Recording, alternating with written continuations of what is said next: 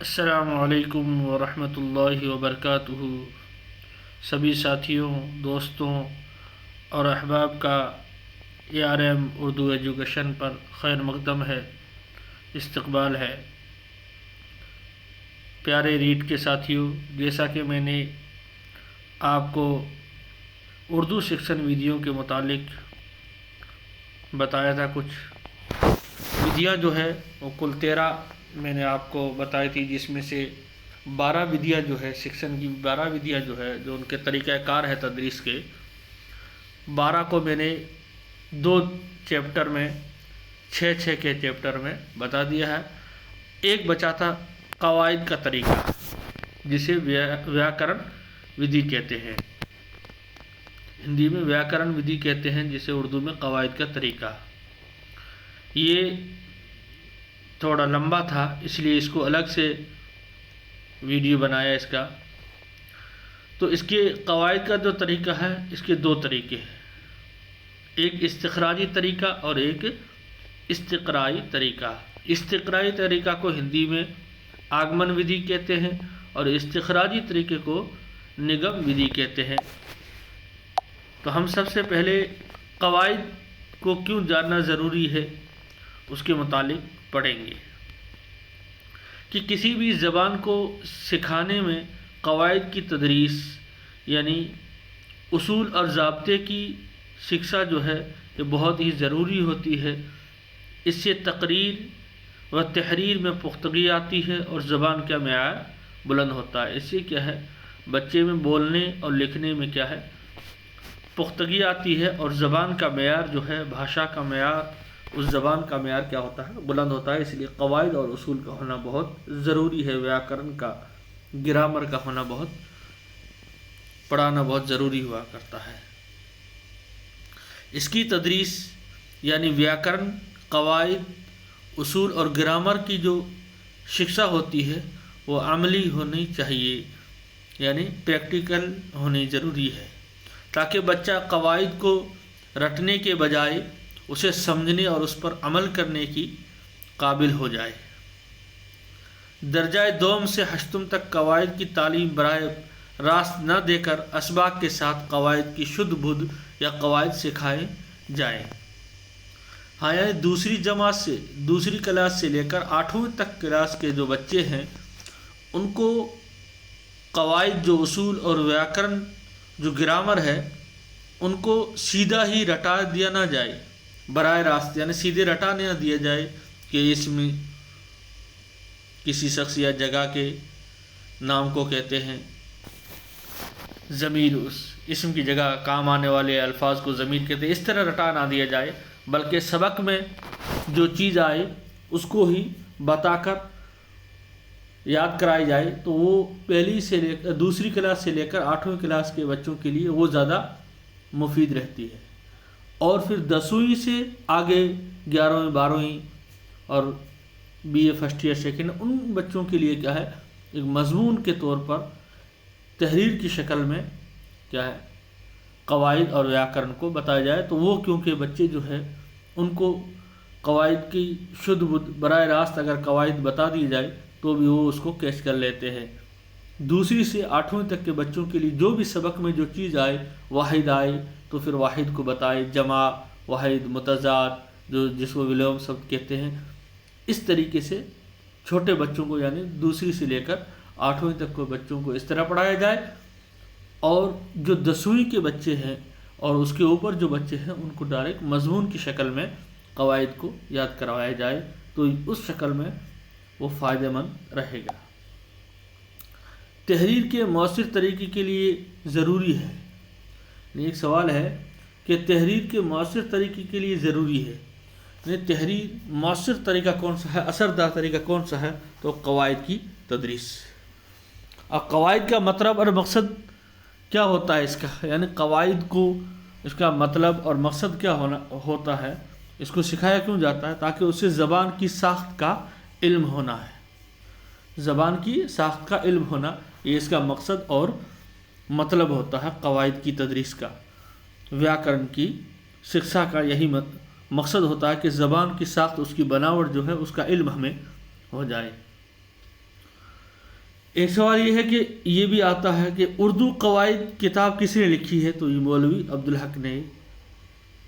ایک یہ سوال بھی بنتا ہے کہ لفظوں کی صحیح ترتیب کے لیے اور زبان دانی کے لیے ضروری ہے قواعد کی تعلیم۔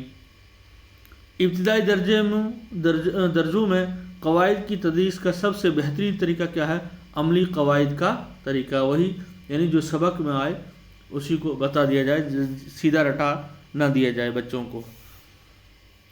عملی قواعد زبان کے استعمال کے عملی پہلوؤں کا علم ہوتا ہے۔ اس سے عملی قواعد سے پریکٹیکل کر کے اس سے بچوں کو کیا ہے زبان میں اس زبان و جو بھاشا ہے اس کو صحیح طور پر سمجھ سکتے ہیں۔ تدریس قواعد کے لیے ضروری ہے، کیا ضروری ہے؟ اس کے لیے جیسے کہ میں نے شروع کی ویڈیو جو ہے ان میں آپ کو بتایا تھا کہ جو زبان کے ماہرین ہیں انہوں نے 5 اصول بتائے ہیں، زبان کے 5 قواعد اور 5 اصول بتائے ہیں۔ ان میں 3 یہ جو بہت ضروری ہے، علم ہجا، علم صرف اور علم نحو۔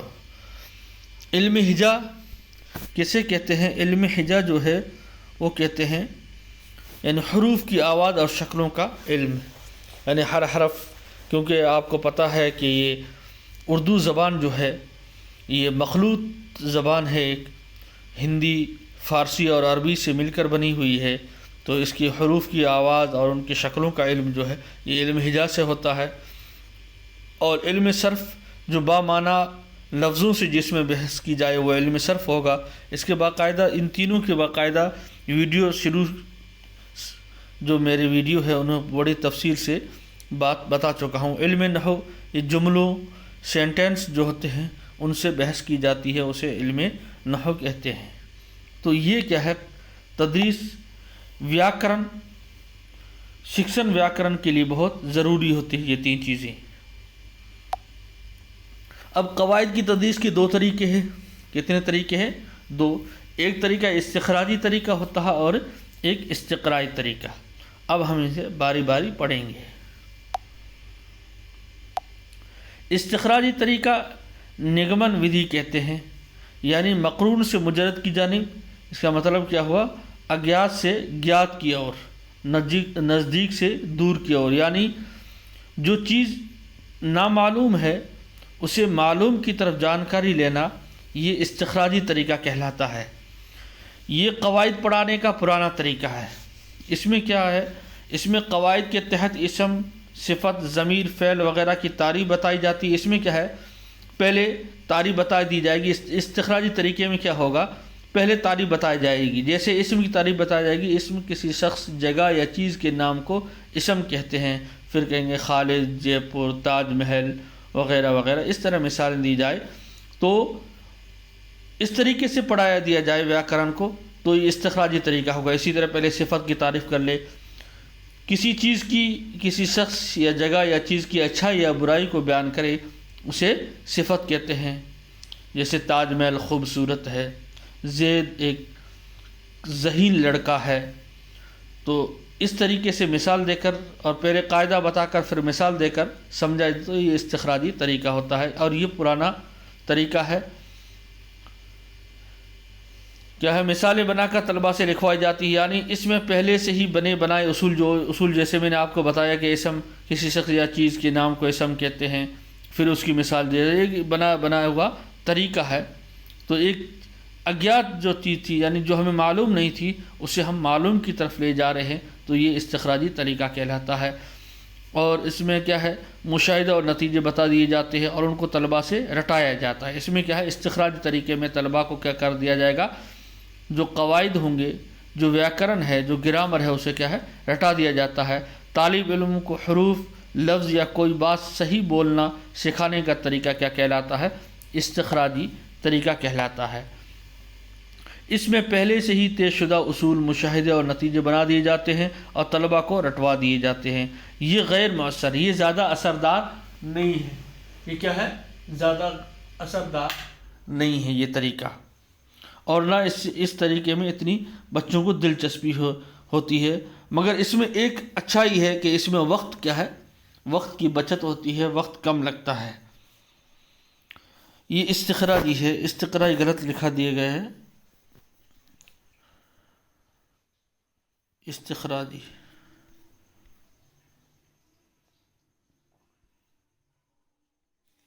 استخراجی طریقے کے ذریعے لیکچر کا طریقہ کم سے کم استعمال ہونا چاہیے، کیونکہ لیکچر کا طریقہ آپ کو پتہ ہے کہ اس میں چھوٹے بچوں کی تعلیم میں تدریس قدم میں استخراجی کے ذریعے خود کر کے سیکھنے کا موقع نہیں ملتا ہے، کیونکہ استخراجی جو طریقہ ہوتا ہے اس میں بچوں کو خود کرنے کا موقع نہیں ملتا ہے، بلکہ استاد ہی ایک اصول اور ایک قاعدہ جو بنا ہوا ہے وہ رٹا کر اور اس کی مثالیں دے کر پڑھاتا ہے، تو اس لیے اس میں لیکچر طریقے کو اختیار نہ کیا جائے۔ اب آگے ہے ایک سوال اس طرح بنے گا کہ کس طریقے میں اصطلاحی تعریفی رٹوائی جاتی ہے، تو یہ استخراجی طریقے میں رٹائی دی جاتی ہے۔ یہ سوال پوچھا بھی گیا ہے پچھلے امتحانوں میں۔ اب ہے استقرائی طریقہ، دوسرا کیا تھا؟ استقرائی، اس کو آگمن ودھی کہتے ہیں، یعنی معلوم سے نامعلوم کی طرف جانا، معلوم سے نامعلوم کی طرف جانا۔ جیسے استاد پہلے آپ کو جیسے بتائے کہ جے پور کیا ہے، تو آپ کا ہوگا ایک سٹی کا نام ہے، ایک شہر کا نام ہے۔ تاج محل ایک جگہ کا نام ہے، تاج محل۔ اور اسی طریقے سے کسی بڑے آدمی کے بارے میں پوچھے کہ اے پی جے عبد الکلام کون ہے، تو ایک شخص کا نام ہے اے پی جے عبد الکلام۔ تو اس طریقے سے آپ کو معلوم ہے وہ چیزیں، اور پھر بتائے کہ ایسے جو چیز ہوتی ہے، کسی شخص کا نام ہو یا چیز ہو، یا تاج محل جیسے ہے، جے پور ہے، اے پی جے عبد الکلام ہے، ان کو کیا کہتے ہیں؟ اسم کہتے ہیں۔ تو اب پہلے گیات یعنی جو آپ کو معلوم تھا وہ بتائی، اور اس سے پھر کہا کہ ان کو کیا کہتے ہیں؟ اسم کہتے ہیں۔ تو اس سے کیا ہے، بچے جلدی سے سمجھ جاتے ہیں، اور یہ نیا طریقہ ہے، اور یہی طریقہ زیادہ اثردار ہے، استقرائی طریقہ۔ استخراجی سے استقرائی جو طریقہ ہے یہ زیادہ اثردار ہے، کیونکہ استخراجی طریقے میں بنے بنائے اصول کو رٹ کر اور اس کی مثالیں یاد کرائی جاتی ہے، اور اس میں کیا ہوتا ہے، جو چیز معلوم ہوتی ہے ان معلوم چیزوں کو بچوں کو پوچھ کر پھر اصول اور قاعدوں کو بتا دیا جاتا ہے، تو اس سے بچہ کیا ہے، زیادہ رٹنے کی ضرورت نہیں پڑتی ہے، بلکہ اس سے بچہ کیا ہے، اس چیز کو سمجھ جاتا ہے، اور اس سے پھر وہ خود اس چیز کو کر کے اس کے اندر وہ صلاحیت پیدا ہو جاتی ہے کہ وہ خود غور و خوض کر کے اس قاعدے کے اوپر ان مثالوں کو خود پیدا کر سکتا ہے، ایسی صلاحیت اس کے اندر پیدا ہو جاتی ہے استقرائی طریقے میں۔ اور یہ منووگیان کے بھی مطابق ہے، نفسیات جو ہے اس کے بھی مطابق ہے، سائیکولوجی بھی اسی کے مطابق ہوتی ہے استقرائی طریقے میں۔ یہ قواعد کی تدریس کا جدید طریقہ ہے، یہ جانی پہچانی باتوں سے انجانی باتوں کو سکھانے کا طریقہ ہے۔ طلبہ خود عمل کر کے قواعد کی تعلیم حاصل کرتے ہیں۔ اس طریقے میں استاد جانے پہچانے واقعات، جملوں اور مثالوں کے ذریعے قواعد سمجھاتا ہے۔ جیسے میں نے ابھی بتایا، جیسے بچوں کو پوچھ دیا جائے کہ جے پور، تاج محل کیا ہے، جے پور کیا ہے، تو آپ بتاؤ گے کہ سٹی کا نام ہے، تاج محل ایک جگہ کا نام ہے، اسی طرح اے پی جے عبد الکلام، نریندر مودی، تو اس سے کیا ہے وہ بچے اس چیز کو جانتے ہیں، پھر کہے کہ ان کو کیا کہتے ہیں، اسم کہتے ہیں۔ تو جو چیز بچوں کو معلوم ہے پہلے ان واقعات کا ذکر کرنا اور پھر اس کا اصول بتانا، تو اس سے کیا ہے بچہ سمجھ میں آ جاتا ہے قواعد کو، اور اس میں شوق بھی بچوں میں، طلباء میں کیا ہے شوق پیدا ہوتا ہے، اور ان کو تحقیق نئی نئی چیزیں پیدا کرنے کا ان کے اندر کیا ہو جاتا ہے، مادہ پیدا ہو جاتا ہے۔ اس لیے یہ طریقہ استقرائی طریقہ جو ہے یہ زیادہ اثردار اور مؤثر طریقہ ہے۔ اس طریقے میں زیادہ وقت کی درکار ہوتی ہے۔ اس طریقے میں کیا ہے، استخراجی طریقے میں کم وقت لگتا ہے، وقت کا بچت ہے، اور استقرائی طریقے میں جو ہے یہ زیادہ وقت درکار ہوتا ہے۔ حقائق تک پہنچنے کے لیے مثالوں کا تجزیہ کرنا ہے، کیونکہ پہلے مثالوں کو سمجھانا ہوتا ہے، مثالوں کو وہاں تک پہنچنے کے لیے مثالوں کا تجزیہ کرنا کیا ہے بہت ضروری ہوتا ہے۔ مشاہدہ اور مطالعہ کرنا، کسی نتیجے پر بٹھانا ہی استقرائی طریقہ تدریس کہلاتا ہے۔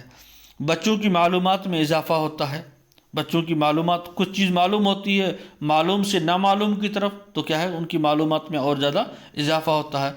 ان میں غور و فکر کی سائنس اور ریاضی کے موضوعات اسی طریقے سے بآسانی پڑھائے جا سکتے ہیں، یعنی سائنس اور ریاضی یعنی میتھ جو ہے تو اسی طریقے سے کیا ہے پڑھانا بہت آسان ہوتا ہے۔ مدرس طلباء کی رہنمائی کرتا ہے، انہی تجربہ اور مشاہدہ کرنے کا موقع دیتا ہے استقرائی طریقے میں۔ قواعد کی تدریس کے لیے زیادہ مؤثر بااثردار طریقہ کون سا ہے؟ تو استقرائی طریقہ ہے۔ کس طریقے میں زبان و ادب کی مثالیں پیش کی جاتی ہے؟ پہلے مثالیں کس میں پیش کی جاتی ہے؟ تو استقرائی طریقے میں پیش کی جاتی ہے۔ موضوع کے تعلق سے طالب علم سے مختلف باتیں معلوم کرنے کا طریقہ کس میں ہے؟ استقرائی طریقے میں ہے۔ یہ کیا ہے؟ نوٹ ہے، ابتدائی درجوں میں قواعد کی تعلیم اس طریقے سے ہی ہونی چاہیے، یعنی جو چھوٹے بچے ہیں 2 سے لے کر 8ویں تک جو بچے ہیں ان کے لیے اسی طریقے سے استقرائی طریقے سے تعلیم دینا زیادہ فائدہ مند ہے۔ استقرائی طریقہ تدریس میں ہوتا ہے۔ اب یہ سوال ہے، یہ آپ کو اس کا جواب دینا ہے، کمنٹ میں ضرور جواب دیں کہ مسئلہ پیش کیا جاتا ہے، یعنی استقرائی طریقے تدریس میں ہوتا کیا ہے؟ مسئلہ پیش کیا جاتا ہے، یا پھر کیا ہے دوسرا طریقہ تفویض اختیار کیا جاتا ہے، تیسرا ہے مثالیں حقائق کے ذریعے اصول اخذ کیے جاتے ہیں، چوتھا ہے تعریف یاد کروائی جاتی ہے۔ آپ کو اس کا جواب دینا ہے اور کمنٹ باکس میں ضرور جواب دیں۔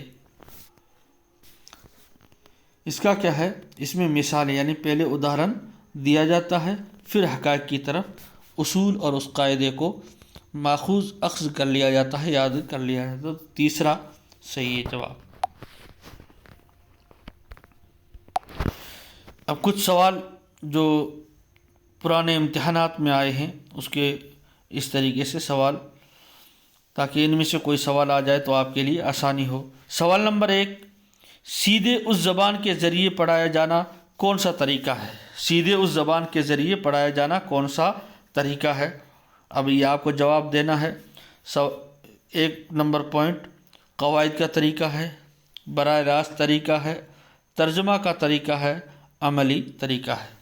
اس کا آپ کو جواب دینا ہے، کمنٹ باکس میں ضرور جواب دیں کہ کون سا سیدھے اس زبان کے ذریعے پڑھایا جانا کون سا طریقہ کہلاتا ہے؟ قواعد کا طریقہ کہلاتا ہے، براہ راست طریقہ کہلاتا ہے، ترجمہ کا طریقہ یا عملی طریقہ؟ جلدی سے جواب دیں۔ تو یہ ہے براہ راست طریقہ، سیدھے اسی زبان کے ذریعے پڑھایا جانا کون سا طریقہ کہلاتا ہے؟ براہ راست طریقہ۔ سوال نمبر 2، خاموش مطالعہ کے کیا فائدے ہیں؟ خاموش مطالعے کے کیا فائدے ہیں؟ نمبر 1، سکون اور اطمینان سے مطالعہ ہوتا ہے، تھکان نہیں ہوتی، پڑھنے کی رفتار بڑھتی ہے، سبھی فائدے۔ جلدی سے جواب دیجیے۔ تو اس میں کیا ہے؟ چاروں صحیح ہے، تینوں صحیح ہے، یعنی سبھی فائدے ہیں اس میں۔ سوال نمبر 3، بول کر یا پڑھ کر سنانے کے طریقوں کو کیا کہتے ہیں؟ بول کر یا پڑھ کر سنانے کے طریقوں کو کیا کہتے ہیں؟ سمعی طریقہ، بصری طریقہ، بیانیہ طریقہ یا تحریری طریقہ؟ بول کر یا پڑھ کر سنانے کے طریقے کو کیا کہتے ہیں؟ جلدی سے جواب دیں۔ تو کیا ہے؟ بیانیہ طریقہ، کیونکہ سمعی مانے سننا، تو سننا طریقہ نہیں ہے، بصری مانے دیکھنا وہ بھی نہیں، کیونکہ بول کر یا پڑھ کر ہے تو یہ دونوں نہیں ہو سکتے، تحریر مانے لکھنا تو یہ بھی نہیں ہو سکتا، تو کیا ہو گیا؟ بیانیہ طریقہ اس کا ہوگا۔ بیانیہ یعنی بول کر پڑھ کر سنانے کا طریقہ کیا کہلاتا ہے؟ بیانیہ طریقہ کہلاتا ہے۔ سوال نمبر 4، طریقہ تفویض کے ذریعے طلباء کی کس صلاحیت میں اضافہ ہوتا ہے؟ طریقہ تفویض کے ذریعے طلباء کی کس صلاحیت میں اضافہ ہوتا ہے؟ تحریر یعنی لکھنے، تقریر یعنی بولنا۔ تحریر اور تقریر دونوں، ان دونوں یعنی بولنا اور لکھنے کی صلاحیت پیدا ہوتی ہے، اس میں اضافہ ہوتا ہے، یا تلفظ؟ جلدی سے جواب دو۔ تو اس میں کیا ہوتا ہے؟ تلفظ کا اضافہ ہوتا ہے، تلفظ کی صلاحیت کا کیا ہوتا ہے؟ اضافہ ہوتا ہے طلباء کا۔ طریقہ تفویض کے ذریعے خود کر کے کرنے کا جو طریقہ ہے، خود کر کے جو طریقہ ہے، ودھی ہے، اس میں تلفظ کا صلاحیت پیدا ہوتی ہے۔ سوال نمبر 5، لیکچر کا طریقہ تدریس جب املا کے طریقے میں تبدیل ہو جائے تو اس طریقے کار کی ہوگی کیا؟ وسعت ہوگی، نشو و نما ہوگی، خرابی ہوگی، خوبی ہوگی؟ کیا ہوگی؟ یعنی لیکچر کا جو طریقہ ہے، اس لیکچر کے طریقے میں اگر املا کا طریقہ داخل ہو جائے تدریس جو لیکچر کا طریقہ تدریس ہے اس میں جب املا کے طریقے تدریس میں تبدیل ہو جائے، املا کہتے ہیں بغیر دیکھ کے لکھنا، یہ جب اس لیکچر کے طریقے میں داخل ہو جائے تو اس میں کیا ہوگی، اس طریقے کی وجہ سے وسعت ہوگی لیکچر کے طریقے میں، یا نشو و نما ہوگی، یا اس کی خرابی ہوگی یا خوبی ہوگی، تو کیا ہو جائے گی، اس میں خرابی پیدا ہو جائے گی، کیا خرابی پیدا ہو جائے گی۔ سوال، طریقہ تفویض کی کن جماعتوں میں استعمال نہیں ہو سکتا؟ طریقہ تفویض جو ہے وہ کن جماعتوں میں استعمال نہیں ہو سکتا؟ ابتدائی جماعت میں، وسطانی جماعت میں، ثانوی جماعت میں، اعلیٰ ثانوی جماعت میں۔ طریقہ تفویض جو ہے، یہ تقویض غلط لکھا گیا ہے، تفویض ہے، تفویض کن جماعتوں میں استعمال نہیں ہو سکتا، یعنی خود کرنے کی جو ودھی ہے یہ کن جماعتوں میں استعمال نہیں ہو سکتا ہے، تو اس کا آپ کو جواب دینا ہے۔ تو یہ ابتدائی جماعت جو ہے اس میں طریقہ تفویض مؤثر نہیں استعمال ہو سکتا ہے۔ سوال، مطالعہ زیر نگرانی طریقہ کار میں مدرس کا رول ہوتا ہے۔ مطالعہ زیر نگرانی جو ہے اس میں مدرس یعنی استاد کا جو رول ہے وہ کیا ہوتا ہے، بچوں کو تفویضات دے اور بچے انہیں اپنے طور پر مکمل کریں، یا بچوں کی انفرادی دشواریاں دور کرے، یا بچوں کو صرف احتمالی دشواریاں ہیں، کیا ہے دشواریوں پر ہدایت دے، یا ان میں سے کوئی نہیں۔ اس میں کیا ہے، اس میں جو ہے وہ بچوں کی انفراد یا دشواریاں کیا کرنا ہے، دور کرنا ہے۔ 2 نمبر کیا ہے، 2 نمبر۔ سوال، تدریس کے دوران سوالات کرنے کا اہم مقصد ہوتا ہے۔ یعنی پڑھانے کے وقت اس کے دوران جو سوال کرتا ہے استاد، جو سوال کرتا ہے اس کا کیا مقصد ہوتا ہے، ذہین اور کمزور دماغ کے طلباء میں تفریق کی جائے یعنی الگ کیا جائے، یا طلباء کو سبق کی معلومات فراہم کی جائے، یا تدریس میں طلباء کی ذہنی فعالی کو شامل کیا جائے، یا طلباء کو پریشانی میں ڈالا جائے۔ تو آپ کو جواب دینا ہے کہ تدریس کے دوران سوالات کرنے کا اہم مقصد کیا ہوتا ہے۔ سوالات جو تدریس کے دوران، پڑھانے کے دوران جو سوالات کیے جاتے ہیں، استاد جو سوالات کرتے ہیں اس سے استاد کا کیا مقصد ہوتا ہے، تو اس سے استاد مقصد ہوتا ہے تدریس میں طلباء کی ذہنی فعالی کو شامل کیا جائے، یعنی طلباء جو ہے وہ ذہنی طور پر سکریہ رہے، دماغ کے اعتبار سے بھی کیا رہے، سکریہ رہے، یہی مقصد ہوتا ہے۔ سوال نمبر 10، تختہ سیاہ پر لکھنے کے لیے مدرس کو کس جانب کھڑا ہو کر لکھنا چاہیے؟ تختہ سیاہ یعنی بلیک بورڈ جو ہے اس پر لکھنے کے لیے مدرس کو کس جانب کھڑا ہو کر لکھنا چاہیے؟ ایسے سوال کئی مرتبہ پوچھے گئے۔ بائیں جانب کھڑا ہونا چاہیے، یا دائیں جانب، یا تختہ سیاہ کے آگے، یا کہیں بھی کھڑا ہو جائے۔ دیکھو، بائیں دائیں، یہ دائیں ہے اور یہ بائیں ہے، تو کس جانب کھڑا ہونا چاہیے؟ یہ کیا ہے، دائیں جانب ہے، اور یہ بائیں جانب ہے۔